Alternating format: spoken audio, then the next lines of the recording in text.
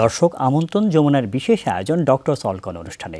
আপনাদের স্বাস্থ্য বিষয়ক নানা প্রশ্ন আর সেসবের তাৎক্ষণিক সমাধান নিয়ে আমাদের এই আয়োজনে থাকছেন দেশ বরেণ্য আর আধুনিক চিকিৎসা বিজ্ঞানের দক্ষ চিকিৎসকরা। এই পর্যায়ে আজ আমাদের আলোচনার বিষয় গরমে নাক, কান ও গলার সমস্যা। আলোচনার জন্য আমাদের সঙ্গে অতিথি হিসেবে আছেন ডক্টর ফখরুল আলম, সহযোগী অধ্যাপক ও বিভাগীয় প্রধান, নাক, কান ও গলা বিভাগ, জেএইচএস শিকদার উইমেন্স মেডিকেল কলেজ। বিশেষজ্ঞ চিকিৎসকের পরামর্শ পেতে ফোন করুন 0298240552 এই নম্বরে। আপনাদের সাথে পুরো আয়োজন জুড়ে আছে আমি ডাক্তার আবু সাইদ শিমুল। দর্শক, গরম কিন্তু পড়ে গিয়েছে, প্রচণ্ড গরম, আবার ক্ষণে ক্ষণে দেখা যাচ্ছে বৃষ্টি। এই যে একটা তাপমাত্রার তারতম্য, তাতে কিন্তু দেখা যাচ্ছে বিভিন্ন ধরনের নাক, কান এবং গলার সমস্যা কিন্তু বেড়ে যাচ্ছে এবং বয়স ভেদে শিশু বড় সকলের কিন্তু বিভিন্ন ধরনের সমস্যা হচ্ছে। এই সময়ে এই ঋতুতে কোন কোন সমস্যাগুলো বেশি দেখা যায়, সেগুলো থেকে পরিত্রাণের উপায় কি, এই সব বিষয় নিয়ে আলাপ করতে আমাদের সাথে অতিথি হিসেবে আছেন ডক্টর ফখরুল আলম। স্বাগত আপনাকে আমাদের অনুষ্ঠানে। একটু যদি প্রথমেই আসলে জানতে চাইছি, এই সময়ে, এই গরমের সময় আবার দেখা যাচ্ছে বৃষ্টি পড়ছে, এই সময়ে নাক, কান, গলার আসলে কি কি সমস্যা হয়? জি, না, গরমে নাক, কান, গলার যে সমস্যা, সাধারণত আমাদের বডিতে একটা নর্মাল টেম্পারেচার বা তাপমাত্রা বজায় থাকে, যে 37 ডিগ্রি আমরা বলি, কিন্তু প্রচণ্ড গরমে অনেক বেশি গরম হয়ে যায়। যে অনেক বেশি গরম যখন হয়, এই গরম তাপমাত্রা এবং আবার ঠান্ডা তাপমাত্রা, এই তাপমাত্রাটা আমাদের বডিতে সহজে নিতে পারে না।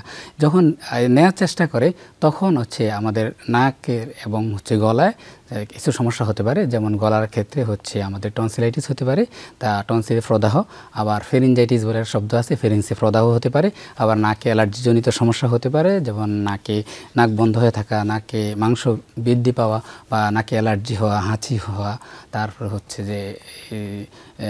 সাথে সাইনোসাইটিসের সমস্যাও হতে পারে, যেমন মাথা ব্যথা, মাথা ঝিমানো, এগুলো হতে পারে। আচ্ছা, এই যে একটু যদি আমি জানতে চাইছি, যে দর্শকরাও অনেকের ক্ষেত্রে এই ব্যাপারে কৌতূহলী হবেন, আমরা জানি যে টনসিলটা আসলে দেখা যায় শীতকালে হয়, ঠান্ডা রোগ, এই গরমে আসলে এটার হওয়ার কারণ কি? গরমে হওয়ার কারণ ওই যে আমরা বললাম যে আমাদের বডি যখন বাইরের তাপমাত্রার সাথে একটা সামঞ্জস্য অবস্থা বজায় রাখতে চায়, তখন আমাদের গলার টনসিল এবং টনসিলের আশেপাশের জিনিসগুলো, এখানে ওরা টেম্পারেচারটা মেনটেন করে সামঞ্জস্য বজায় রাখার চেষ্টা করে। যখন বজায় রাখতে পারে না, সেক্ষেত্রে তখন টনসিলে প্রদাহ হয়। যেমন আমরা হঠাৎ করে বাইরে থেকে আসছি, বাসায় বসে হঠাৎ করে ঠান্ডা পানি খেয়ে ফেললাম। ঠান্ডা পানি খেয়ে গেলে এই ঠান্ডা তাপমাত্রাটা সে নিতে পারে না, পারার কারণে টনসিলে প্রদাহ হতে পারে।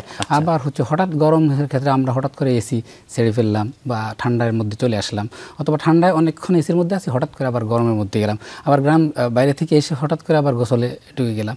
এই সমস্ত কারণে সামঞ্জস্য বজায় রাখতে যখন সমস্যা হয়, তখনই আমাদের টনসিলে প্রদাহ বা গলায় ফেরিনজাইটিস, ফেরিন্সে প্রদাহ হতে পারে, অথবা নাকে অ্যালার্জি, সাইনোসাইটিস, এগুলো সব। যে টনসিলের দেখা যাচ্ছে অনেকেই ভুগছে, আমাদের পরিচিতদের মধ্যে ভুগছে, নিজেরাও অনেকে ভুগছে। এটার আসলে করণীয় কি? এটা কি সকল ক্ষেত্রে অপারেশন লাগে কিনা, ঘরোয়াভাবে বাইরে থেকে পরিত্রাণের উপায় কি? এটা যদি অবশ্যই সকল ক্ষেত্রে তো অপারেশনের প্রয়োজন নাই, বরং ঘরোয়া পদ্ধতিতেই ভালোভাবে টনসিলাইটিস, টনসিল প্রদাহ থেকে মুক্ত থাকা সম্ভব। যেমন যে আমরা টনসিল প্রদাহ হলে আমরা সবার আগে আমরা বললাম যে একটু গরম পানি খাক বা গরম পানি দিয়ে গড়গড়া করুন আপনি। তারপর বাসায় যে আমাদের যে ব্যথা রেমেডি বা নর্মাল ওটিসি ড্রাগ, যে প্যারাসিটামল আছে, একটু না বা প্যারাসিটামল খেতে পারেন আপনি। দেন যে সাথেও যদি আপনার হাঁচি সর্দি অ্যালার্জির সমস্যা থাকে, সেক্ষেত্রে অ্যান্টিহিস্টামিন খেতে পারেন, এগুলো খেতে পারেন। আর সাধারণত এই সময় আমরা বলি যে একটু প্রচুর পানি খান, আর বেশি ঠান্ডা পানি থেকে বিরত, ঠান্ডা থেকে বিরত, অথবা বরফ, আইসক্রিম, এগুলো থেকে এড়িয়ে চালাতে হবে, ঠান্ডা জুস। আচ্ছা, আমরা এই বিষয়ে আসলে শুনবো, কারণ ঘরোয়া পদ্ধতিটা খুবই আসলে প্রয়োজনীয়। একজন দর্শক রয়েছে আমাদের সাথে, দর্শকের ফোনটি আসলে নিয়ে নিতে চাইছি। দর্শক, আপনি কে বলছেন, কোথা থেকে বলছেন, আপনার নাম এবং বয়স বলে প্রশ্নটি করুন। দর্শক, আমরা শুনতে পাচ্ছি। সংযুক্তি বোধহয় বিচ্ছিন্ন হয়ে গিয়েছে। দর্শক, আপনি আবারও চেষ্টা করুন, আমরা আছি আপনার অপেক্ষায়। একটু বলতেন যে যেটা আমরা বলছিলেন, যে ঘরোয়া পদ্ধতিটা ঠান্ডা থেকে দূরে থাকবে, গড় যাতে আসলে টনসিল হয়, অনেক ক্ষেত্রে দেখে যে অনেক দিন ধরে থাকে, এরকম কি হয় যে অনেক দিন ধরে থেকে যেতে পারে, বা বারবার হতে পারে? জি, অনেক দিন ধরে টনসিল থেকে যেতে পারে, টনসিল ইনফেকশন হয়ে বারবার ইনফেকশন হয়ে থেকে যেতে পারে, টনসিল বড় হতে পারে।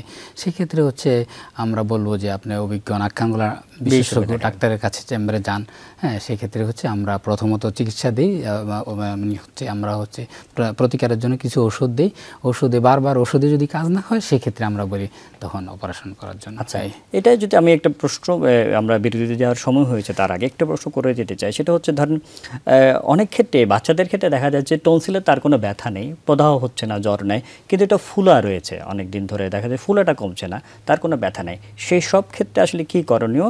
আমরা বিরতির আগে একটা প্রশ্ন রেখেছিলাম, অনেক ক্ষেত্রে বাচ্চাদের ক্ষেত্রে দেখা যাচ্ছে যে তার ব্যথা নাই, তার কোনো প্রদাহ নাই বা জ্বর নাই, কিন্তু ফুলা থেকে যাচ্ছে দীর্ঘদিন ধরে, দেখা যাচ্ছে যে ফুলাটা থেকেই যায়। এই ক্ষেত্রে আসলে করণীয় কি? এক্ষেত্রে হচ্ছে যদি ফুলা কিন্তু বাচ্চার যদি কোনো সমস্যা না হয়, যেমন শ্বাস প্রশ্বাসের সমস্যা না হয়, রাতে নাক না ডাকে এবং হাঁ করে না ঘুমায় এবং শ্বাস বন্ধ না হয়ে যায় এবং ঘুম থেকে জেগে না যায়, সেক্ষেত্রে আমরা বলবো কিছুই করার দরকার নেই। সাথে যে নিয়মগুলি যেটা বলেছেন আপনি প্রথম পর্বে, সেই নিয়মগুলো মেনটেন করবে এবং ওরাল হাইজিন মেনটেন করবে। আরেকটা বিষয় যেটা টনসিলের কথা আসলো, আরেকটা আমরা শব্দ দিয়ে দেখি অ্যাডেনয়েড বিষয়টা কি? এটা কি টনসিলের মতো কিছু? হ্যাঁ, এটা হচ্ছে আমাদের মুখের আশেপাশে এবং শরীরে অনেকগুলো টনসিল আছে। অ্যাডেনয়েড একটা টনসিল যেটা নাকের পিছনে থাকে, আমরা সেটাকে নেজোফেরিঞ্জিয়াল টনসিল বলি আর কি। এটা নাকের পিছনে থাকে, এটাও হচ্ছে টনসিলের মতোই কাজ, কিন্তু এটাও বড় হয়ে যেতে পারে। তখন বাচ্চাদের ক্ষেত্রে সাধারণত এটা বেশি বড় হয় এবং এই বড় হওয়াটা স্বাভাবিকভাবে আবার ছোট হয়ে যায়। এমন কোনো বয়স রয়েছে কি এই বয়সে? 12 থেকে 14 বছর আমরা ধরি, এই বয়সের মধ্যে তারা ছোট হয়ে যাওয়ার কথা। যদি ছোট না হয় এবং তার শ্বাস প্রশ্বাসে বাধাপ্রাপ্ত হয়, তখন হচ্ছে এটা সঠিক চিকিৎসা করতে।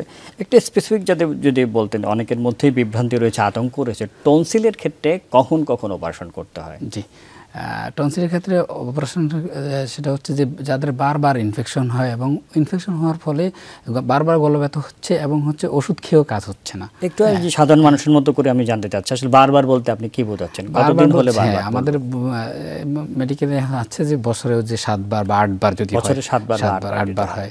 আবার হচ্ছে অনেক ক্ষেত্রে বলা হয় যে বাচ্চারা যদি 1 বছরে 15 দিন গলা ব্যথার জন্য স্কুলে বা জবে যেতে না পারে, 15 দিন কিংবা বছরে 7 বার বা 8 বার যেতে হয়, সেক্ষেত্রে আসলে অপারেশন করতে হবে। তার আগে যদি দেখা যাচ্ছে নিয়ম মেনে চলে, সে ভালো থাকে।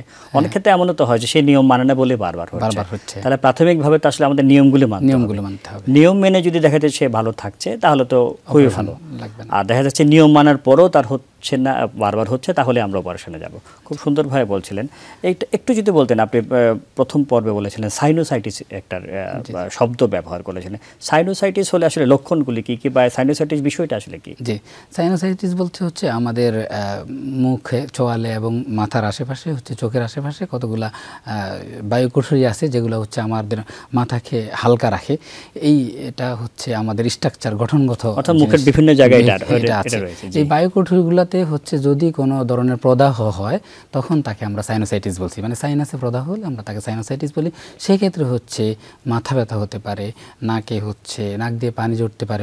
এই যে বিষয়গুলো আমরা যদি এভাবে বলি, গাড়িতে যেমন কি এয়ার ব্যাগ আছে, হঠাৎ করে অ্যাক্সিডেন্ট হলে যে এয়ার ব্যাগগুলো বাঁচায়, এই মাথার মধ্যে যে মগজ আছে সেটাকে বাঁচানোর জন্য আসলে বিভিন্ন জায়গায় আমাদের এটা বায়ু কুঠুরি থাকে, যেগুলির মধ্যে বায়ু থাকে।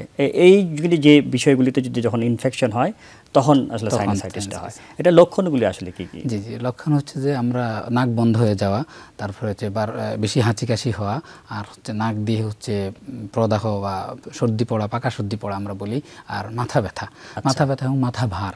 অনেকে আমাদের কাছে শুনছে, স্যার আমার মাথাটা অনেক ভার, এই মাথা ব্যথা এগুলো হয়। আচ্ছা, এই যে মাথা ব্যথা বা অনেকের ক্ষেত্রে হয়, এটা আসলে ঘরোয়াভাবে কি কোনো চিকিৎসা রয়েছে? এইটা করলে মাথা ব্যথাটা একটু কমবে? জি, ঘরোয়াভাবে বলছে, আমরা বলছি যে যাদের ঘরোয়াভাবে, যাদের নাক একদম বন্ধ হয়ে যায়, তাকে হচ্ছে নাকে ড্রপ দিতে পারি আমরা। আর হচ্ছে নাকে আমরা বলেছি গরম পানির বাষ্প নাকে টানতে পারেন আবার। আর নাকে যদি অ্যালার্জিজনিত কোনো কিছু থাকে, সেই অ্যালার্জি থেকে দূরে থাকেন, এটা বলতে পারি। এই যে নাকের ভাপ নেওয়ার বিষয়টা আমরা ছোটবেলায় দেখছি অনেকের ক্ষেত্রে, যে পানিতে মেন্থল দেওয়া কি জরুরি, বা মেন্থল না দিলে কি চলবে? মেন্থল দেওয়া আসলে জরুরি না, মেন্থল না দিয়েও চলবে, কিন্তু মেন্থলটা অনেক সময়, অনেকের ক্ষেত্রে, সবার ক্ষেত্রে না, অনেক ক্ষেত্রে সুদিং ইফেক্ট করে আর কি, একটু আরামদায়ক হয়। তবে বাচ্চাদের ক্ষেত্রে এবং হচ্ছে গর্ভবতী ক্ষেত্রে আমরা অ্যাভয়েড করতে বলি। যেমন আচ্ছা, আমরা আলাপ করছিলাম আসলে সাইনোসাইটিস নিয়ে। সাইনোসাইটিসের আসলে চিকিৎসা পদ্ধতি নিয়ে যদি একটু বলতেন। জি, আমাদের কাছে যখন আসে তখন আমরা হচ্ছে তার রোগের লক্ষণ অনুযায়ী তখন আমরা চিকিৎসা করি। সাধারণত হচ্ছে সাইনোসাইটিস চিকিৎসা করলে ভালো হয়ে যায়, যেমন আমরা হচ্ছে ব্যথা কমাতে প্যারাসিটামল জাতীয় ওষুধ, তারপর যেহেতু নাকের সাইনাসের প্রদাহ আছে, ইনফেকশন আছে, সেই জন্য আমরা অ্যান্টিবায়োটিক দিই। তারপর হচ্ছে আমরা অ্যান্টিহিস্টামিন প্রেসক্রাইব করি, স্টিম ইনহেলেশন, এই জিনিসগুলো মানে হচ্ছে গরম পানির ভাপ নাকে নেওয়া, এগুলো নিয়ে হলেই সাধারণত ভালো হয়। সাইনোসাইটিস আসলে বংশগত কিনা, দেখা যাচ্ছে পরিবারের একজন হলে কি অন্য ধরনের থাকতেই পারে, এমন কিছু নেই, কিন্তু ওই অ্যালার্জিটা হচ্ছে বংশগত থাকে, ওই অ্যালার্জি থেকে আবার সাইনোসাইটিস হতে পারে। ঘরোয়াভাবে বা ওনাকে প্রতিরোধের জন্য কি কি করণীয় সেক্ষেত্রে হচ্ছে যে আমাদের ইমিউন সিস্টেম বা হচ্ছে রোগ প্রতিরোধ সিস্টেম আমাদের অ্যাক্টিভ রাখার জন্য আমরা প্রচুর পরিমাণ শাকসবজি, ফলমূল এবং পানি এগুলো খেতে পারি। সেক্ষেত্রে হচ্ছে আমার ইমিউনিটি অ্যাক্টিভ থাকলে আসলে সাইনোসাইটিস রোগ প্রতিরোধ ক্ষমতা বাড়বে, এটা একটা। আরেকটা কথা হচ্ছে যে ওই যে আমরা হচ্ছে ঠান্ডা, অ্যালার্জি, ধুলাবালু এগুলো থেকে, অ্যালার্জির জন্য যেগুলো করি ঠান্ডা, ধুলাবালু এগুলো থেকে একটু দূরে থাকি। আবার হঠাৎ করে ফ্রিজের পানি না খেয়ে যাও, হঠাৎ করে এসিতে না যাও, হঠাৎ করে অনেকক্ষণ গোসলে না থাকা। সুন্দরভাবে বলছিলেন, হঠাৎ করে গরম থেকে ঠান্ডা বা ঠান্ডা থেকে গরম দুটো আমাদের জন্য ক্ষতিকর। এটা যেমন কি টনসিলের ক্ষেত্রেও এটা সত্য, এটা দেখা যাচ্ছে অ্যাডেনোইডের ক্ষেত্রে সত্য, এটা সাইনাসের ক্ষেত্রে সত্য। এগুলি করলে সে অনেকটাই আসলে ভালো থাকবে। এটার ওভারশন কাদের ক্ষেত্রে প্রয়োজন হয়? যে সমস্ত ক্ষেত্রে হচ্ছে যে আমরা অনেক বারবার ওষুধ দেওয়ার পরও হচ্ছে কাজ করছে না, এবং হচ্ছে আমরা ভ্যাকসিনেশন, ওষুধ, অনেক কিছু করার কাজ করছে না, এবং সাথে তাদের পলিপও থাকতেছে, হ্যাঁ, এই সমস্ত কারণে তাদের ক্ষেত্রে আমরা একটা এন্ডোস্কোপিক সাইনাস সার্জারি নামক একটা অত্যাধুনিক চিকিৎসা আছে, সেটা অপারেশন এন্ডোস্কোপি দিয়েও এটা চিকিৎসা করা যায় পুরোপুরি। খুব সুন্দরভাবে আসলে বলছিলেন। একটু যদি আমি বলতাম, আমরা তো গলার সমস্যা নিয়ে কথা বলেছি, সাইনাসাইটিস, নাকের সমস্যা নিয়ে কথা বলেছি, কানের এই সময় আসলে গরমে কি সমস্যা হয়? জি জি, কমন অনেকগুলো সমস্যা হয়, কমন কি সমস্যা? আসলে নাক, কান, গলা আসলে রিলেটেড আরেকটার সাথে একটা সম্পর্ক। যেমন আপনারা একটু আগে সাইনোসাইটিসের কথা বললাম বা নাকের অ্যালার্জির কথা বললাম। সাইনোসাইটিসের সমস্যা হলে নাকে স্টিশন টিউব, একটা টিউব আছে, নালী আছে নাকের, এই নালীটা কানের সাথে সংযুক্ত। তখন ওই নালীতে প্রদাহ হয়ে নালী বন্ধ হয়ে গিয়ে বা নালী ঠিক অকার্যকর হয়ে তখন হচ্ছে কানে প্রদাহ হতে পারে, তখন তাকে আমরা অটাইটিস মিডিয়া বলি।